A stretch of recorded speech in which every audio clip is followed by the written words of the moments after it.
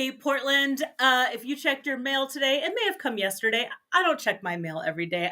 I don't have time for that. Just, okay. I don't need to check it every day. Sorry, USPS.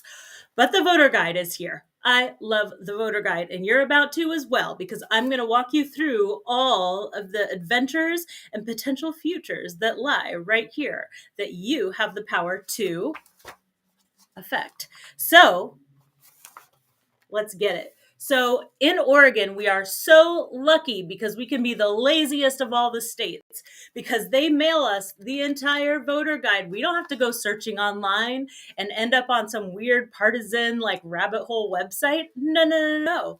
The county makes us, and the state, Secretary of State probably, makes us our own guide. We don't even have to leave our house. They mail it right to our house. And then they mail our ballot right to our house. And then you can just put the ballot in the mail at your house, or you can drop it off. But voting from home is so easy. And the thing I really love about it is having this guide means you can spend as much time as you want going through candidates and looking at their bios. They all supply their own information to this, of course, with guidelines.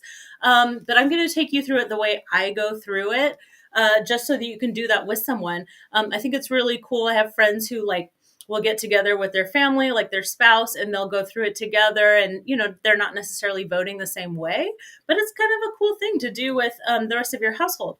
I'm a one-person household, so I'm going to go through it with you in case you are, or in case you just are curious or want my opinion. I'm not going to tell you I'm voting. Well, I might tell you who I'm voting for. Who knows? I don't feel private about who I vote for because it's something that affects you. So I feel like you kind of have a right to know what I do, but I don't want you to feel the pressure that you have to tell people how you voted. So let's just see what's in here. We're going to go. I haven't even opened it yet till right now. I wanted you to be with me for this. Okay. So Oregon primary election. So that's the first thing to know. It is April 27th when I'm making this. The primary election is May 21st, but with the mail-in ballot, you can turn your ballot in early, which that's a good idea. So they can count it on the day, right? But it still gets counted, I think, if you postmark it by that day. Fact check almost everything I'm saying, please. So I'm registered as a Democrat, which is the thing I recommend you do in Portland. Why? Because if it's a closed primary, then only the registered Democrats get to pick which Democrat advances to the general election in November. That's if it's a closed primary. So because the Democrat usually wins here in Portland, Multnomah County, Oregon, really the candidate gets picked in May by that logic, right? So that's why voting in May is so important, and fewer people turn out in May, so your vote counts even that much more. All right, so we get to open this. There's a lovely letter from our Secretary of State, who is currently Lavon Griffin Valade, or Valade, I don't know. Sounds like an amazing person. I would love to meet you. And, yes, it tells us exactly where to get our facts straight. OregonVotes.gov. So that is the Secretary of State's website. They even have a Facebook/Oregon Elections, Twitter.com/Oregon Elections, and no Instagram, unfortunately, no TikTok. Can you imagine? Would that be a good, I don't know. Okay, so yes, here it is. Oregon holds closed primaries.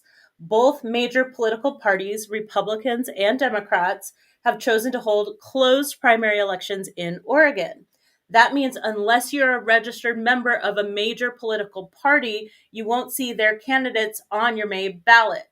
So on my ballot, in here I might see them, but on my ballot, I won't see the Republican candidates. And remember, I've said this to you many times before. If you're mad and you don't like either party, I don't blame you. It's totally logical, but you cannot win the game unless you know how to play the game, right? So don't flip the table over. Just understand how the game is played. And I would say favor impact over ideology, because that's how you get to vote in this election, okay? So ballots must be received or mailed with a valid postmark by 8 p.m. election day. So you could still mail it on May 21st and it will be counted, is what I got from that. You can still register to vote for the next 3 days. We got to tell everybody just go to OregonVotes.gov, and it says, don't be fooled by false information. Okay, we're only on page 1 here, so let's get it moving. All right. Oh, translations. If you would like to vote or see this pamphlet in a different language other than English, which it's printed in, you can request that. And it looks like they're online: Chinese, French, German, Japanese, Korean, and Arabic, and some other ones as well. That's really cool. Oh, Marshallese, Russian, Spanish, Tagalog, Thai, Ukrainian, and Vietnamese. You're all welcome to vote too. All right, so all the things that are in the voters pamphlet, we're going to go there, so we don't need to read the table of contents, but this is a joint voters pamphlet, so you can see what's up in the other party. Little T. And if you have any questions, there's a phone number you can call. Elections for Multnomah County, which of course we know part of Portland is also in Washington County, but guess what? That's unincorporated Washington County. You don't get to vote in Portland elections. But we're not worrying about Portland elections because that's November, because ranked choice voting, because of the new city transition structure, which we took you through last episode. Oh my goodness. Don't worry. I'm going to get you through this. All right. More translations. Okay, dates to remember. Again, when do we have to register to vote by? April 30th. First day for counties to mail ballots, Wednesday, May 1st. So probably you'll get your ballot in the mail a few days after May 1st. If you've moved, you better hurry up and get on OregonVotes.gov and put your updated address so they mail it to the right place.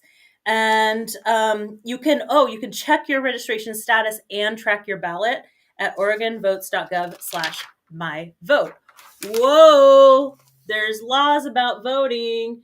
It is against the law. If I sing it, it might be more exciting, right? It is against the law to sign another person's ballot and return the envelope for them.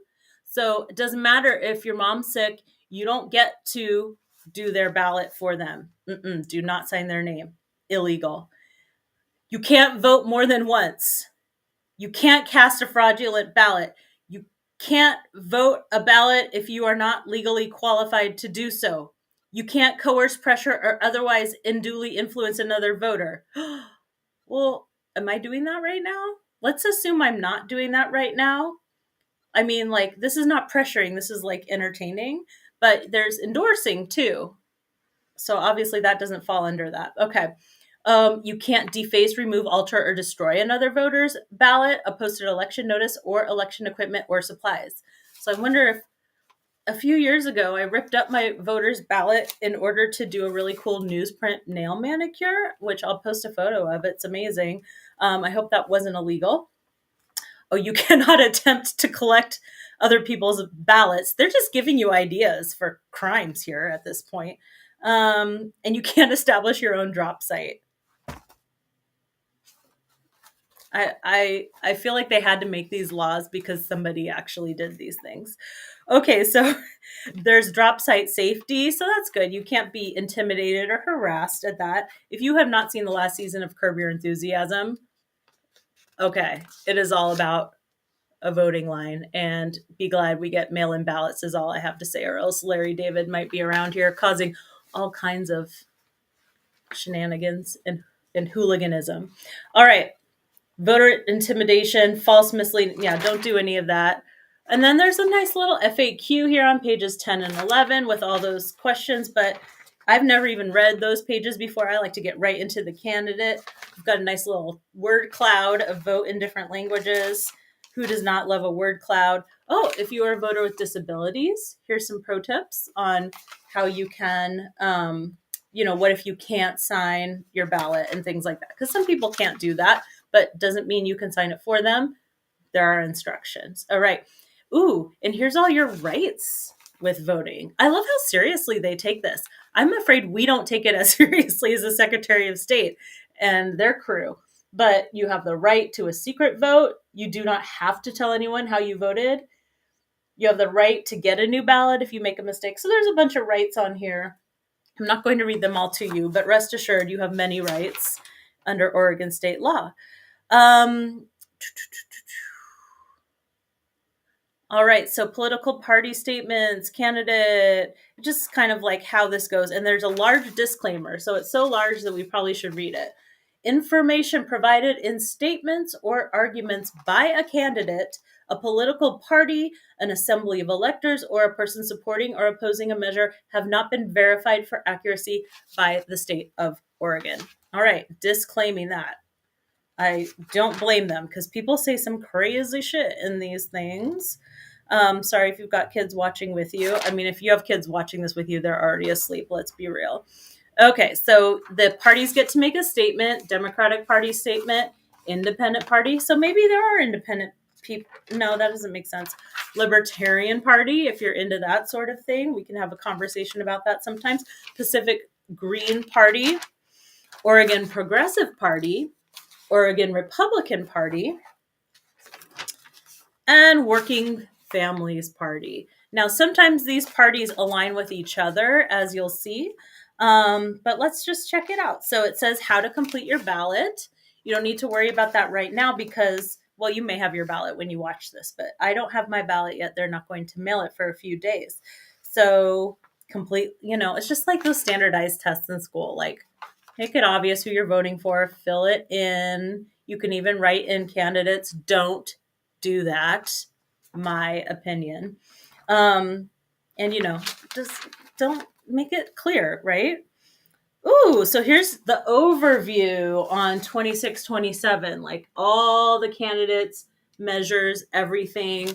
So it's got the Republican ones. Obviously, president is Donald J. Trump. It's got the U.S. Representative, people, Secretary of State, Treasurer, all that. Democrat, same thing. Oh, looks like Marianne Williamson's still in the race along with current President Biden, and then everything else. And then there's a bunch of nonpartisan ones. And you know what those are? Judges. Judges are nonpartisan. Thank goodness. We wouldn't want them to be partisan, would we? All right. And then you can also see if you have a favorite person or someone you've been wondering about, you've been seeing their signs, you can look on page 28 and just find out exactly where they are. Again, well, look at this page. This is not effective. It says for questions, contact the office, but it doesn't say where to contact them. Obviously, they previously did not have a marketing firm, as I did. Okay. Republican Party candidates. I'm going to skip those just because I can't vote for those, but I want to walk you through what it looks like to pick candidates. So I'm going way past a bunch of different Republicans for state representative, and that's not in my area anyway. And then it's got some Multnomah County specific information, which is the county I live in. And there's a letter to the voter from Tim Scott, Multnomah County Director of Elections. Tim, please come on this show. We would love to talk to you. More translation information. And then, oh, look, a glossary. That could be a whole episode of Portland Tea Party, don't you think? What is a ballot initiative? It's a proposed law. What's a bond? What's a closed party primary? What's a congressional district? What's a levy? All right. I cannot possibly learn all those things right now. Okay, where to return your ballot. If you don't want to mail it, you can drop it off. It has a whole list here on page 20. M06 is the name of the page. And we can read it in Espanol también. Envíe su boleta electoral. You don't want me reading that. Oh, here we have it in Russian. Here we have it in Thai.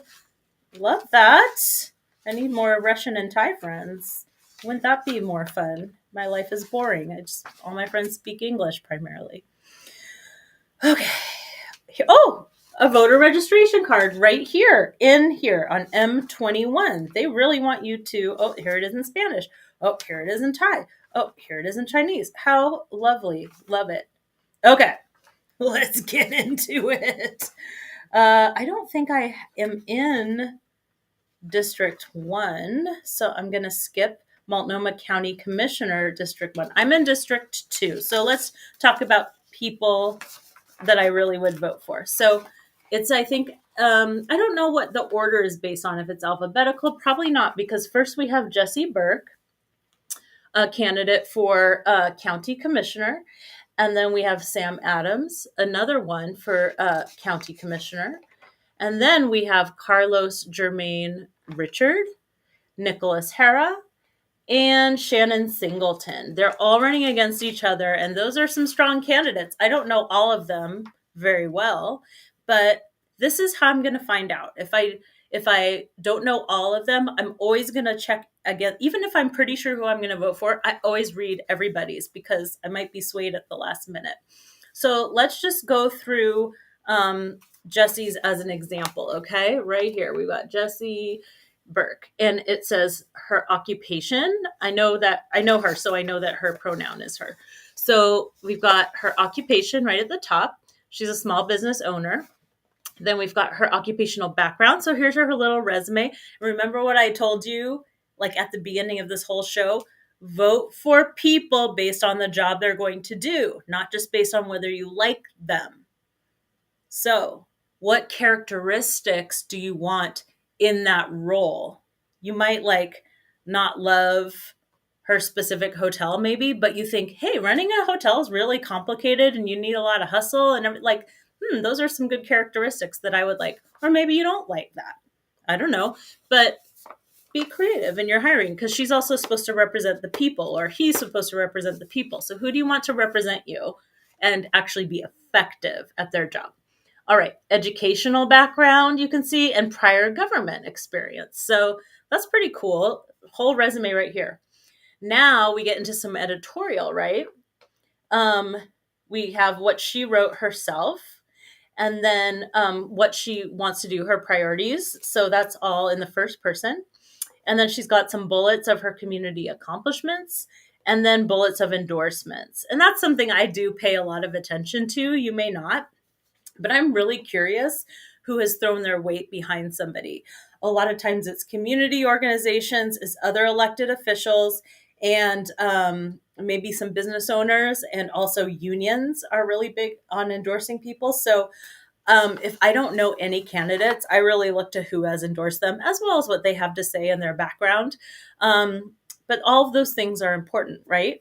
And so when you look over here at Sam Adams instead, who's running against Jessie, you can see the same information: occupation, background, educational background, prior government experience.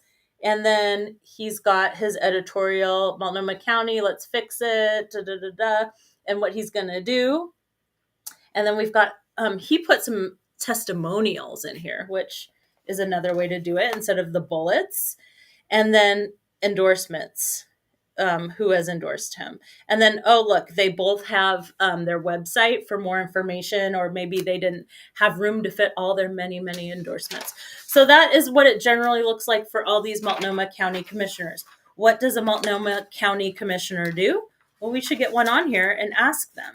But the thing that's been going on lately, and let's talk about this more in a future episode, is that a lot of people, even concerned citizens, and a lot of people who are running for office, don't actually know who does what. Now, it's very confusing, and that's why this show exists, right? So I can help you understand who does what, where, when, how, whether they're doing it. People will be running for city council, and they'll say, I'm going to do this, this, and this, when it's the county that really controls that, or the state, or federal. I'm going to get money for this, this, and this. Well, guess what? That's not where the money comes from. Or, well, I'm going to, be the candidate that retrofits the bridges before there's an earthquake. Well, guess what? The city doesn't do that. Metro does that, or something. That's not an accurate example, but people don't even know the job description of the job they're applying for, just like in real life. Well, this is real life. This is real life.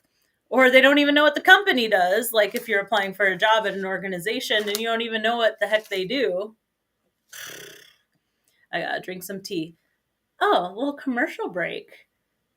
Look at this gorgeous tea. It is one of these bulbs that blooms. I got it at Barnes & Morgan. Oh, I'm already calming down from all that being worked up over this voters pamphlet. But look how beautiful this is. It comes in this beautiful little, having a hard time with the focus, beautiful little pouch. And in the pouch, there's these bulbs. right? You're like, what is that, Ciara? You smoke very large buds. No, I do not. As we covered in, I think, episode 14, I do not.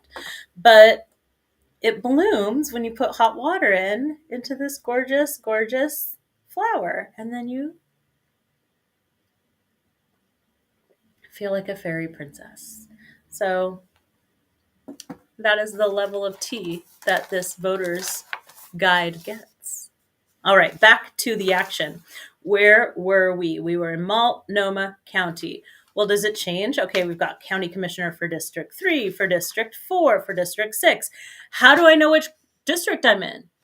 Don't worry, your voter's ballot will tell you, because you won't have the option to vote in District 6 if you live in District 3. It's only going to give you the lines for which you are allowed to vote. So you don't even have to go look it up, right? The time when you do need to go look it up is if you want to say something to your elected official in your area. Then don't call somebody from District 2 if you live in District 4, etc. Okay, City of Gresham. I don't live in Gresham, so I can skip that part. But you might be interested in what's going on in Gresham. Maybe your family lives there, you're from there. We do have some City of Portland votes to do. I might endorse one of these because these are not candidates, they're ballots. All right. So measure 26245, which, remember last not in 23, but in 2022, one of the measures was changing the city charter. And that's why we have this new org chart that looks much prettier on paper, but is much more fun when done with Post-it notes.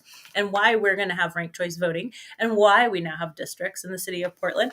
That was a measure and we voted on it and we approved it, right? So sometimes, have you noticed there's some fuckery and the politicians want to go in and change something we already voted on, like that we voted on very recently? I hate that because we just voted on it and now they want to change it. We just approved it. The people that you're supposed to serve. You don't need to go put it back on the ballot.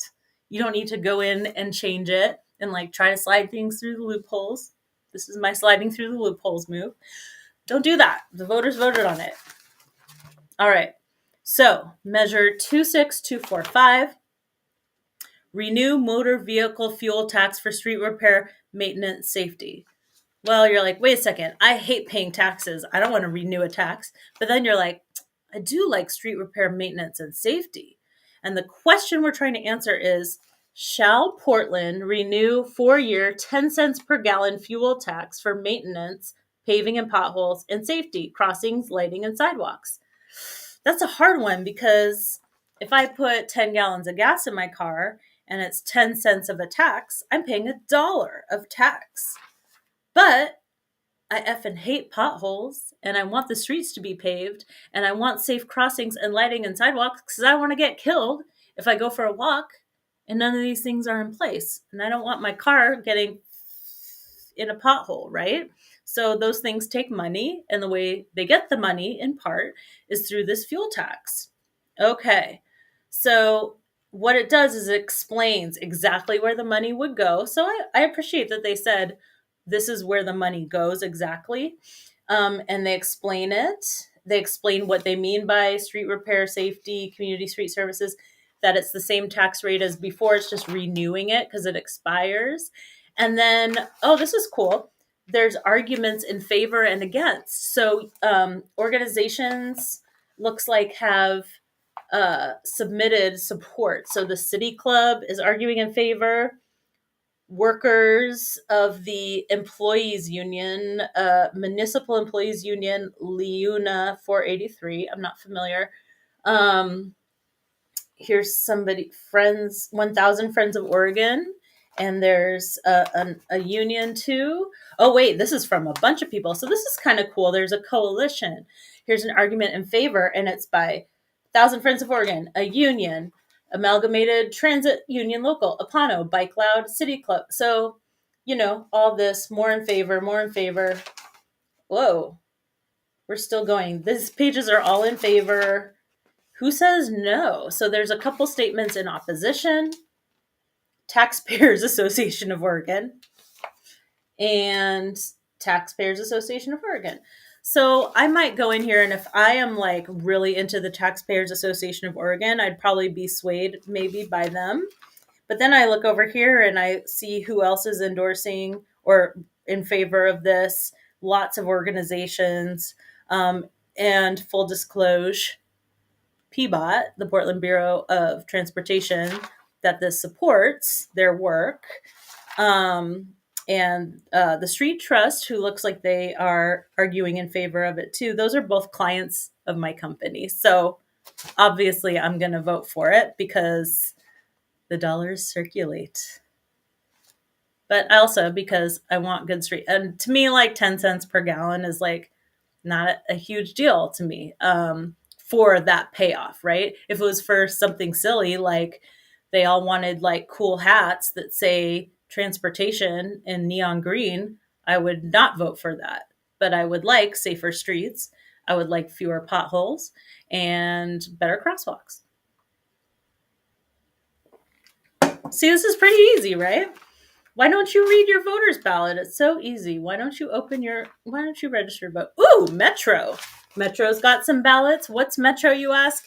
It's the Tri-County Metropolitan Region entity, right? So we've got city, county, metro, state, and federal, okay? So because the more you zoom out, more people, the more you vote down here, the bigger your election effect or impact because fewer people are voting. So 1 out of 10,000 is more of an effect than 1 out of 100,000, than 1 out of a million. You know, that's math.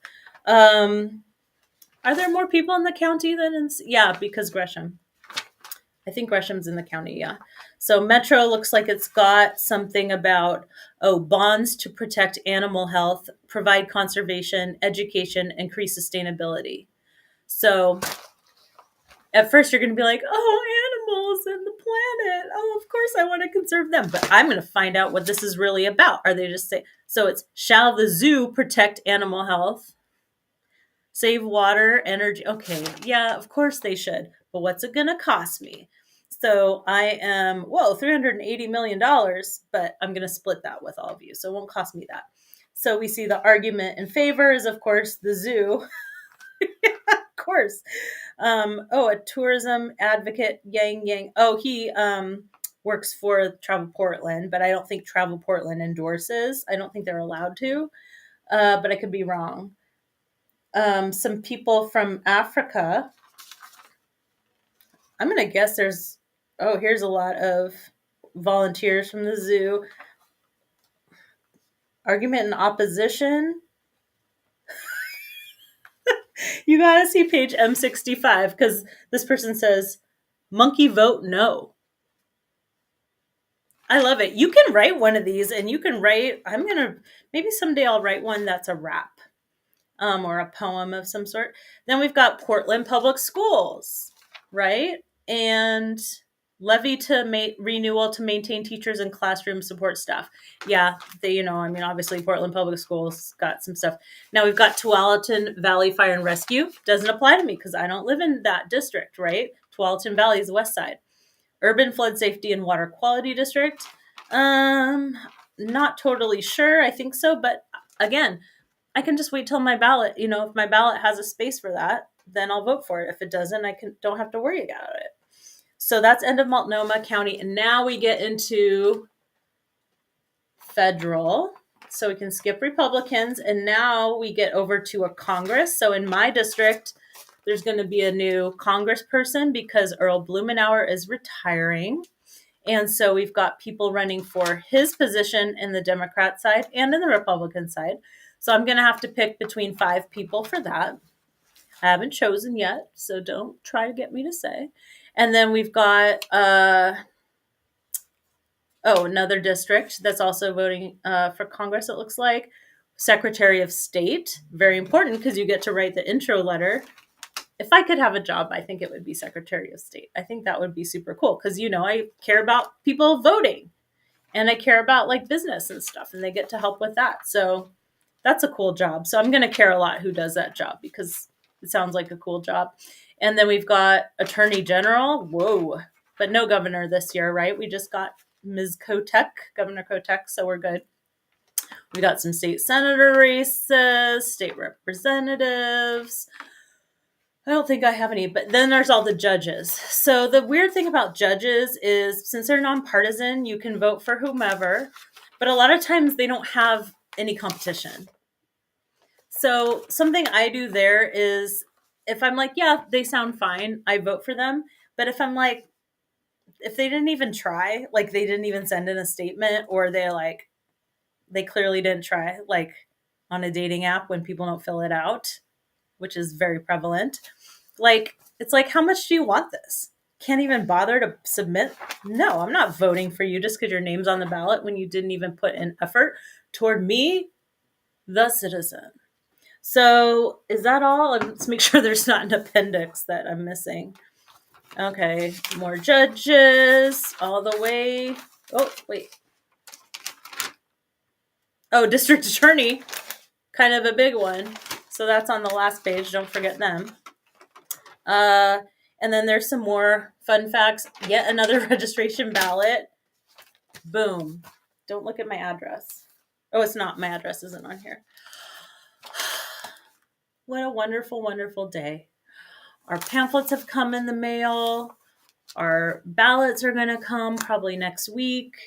We're going to get to vote in the primary. We're going to have some of these races and lawn signs over for now, and then we can gather, drink our tea, and prepare ourselves for November. It's a marathon, not a sprint. I'm going to be here with you all the way. We got this. And you know what? Good luck and congratulations to all the candidates, because it is not easy to run for office. I've never even tried it. It sounds like a lot of work. It sounds like, it's challenging. And plus, they're all doing their regular jobs during this. So, if people care enough to go run for office, I appreciate that. And so even if you don't win, you've already taken action, which is what matters. And I just realized last week, people in Portland who don't win this primary and they're running for something else like commissioner or county commissioner, or if they're running for Congress or something, they can all still go run for Portland City Council or mayor. So we might see that happen after May 21st. They'll just go over to another race. So as always, I will keep you updated with all the tea I know about. Next week, let's talk about who's getting into some of these roles, because some of them have already been named. What? I'll explain it. And stay tuned for more tea and more Portland Tea Party.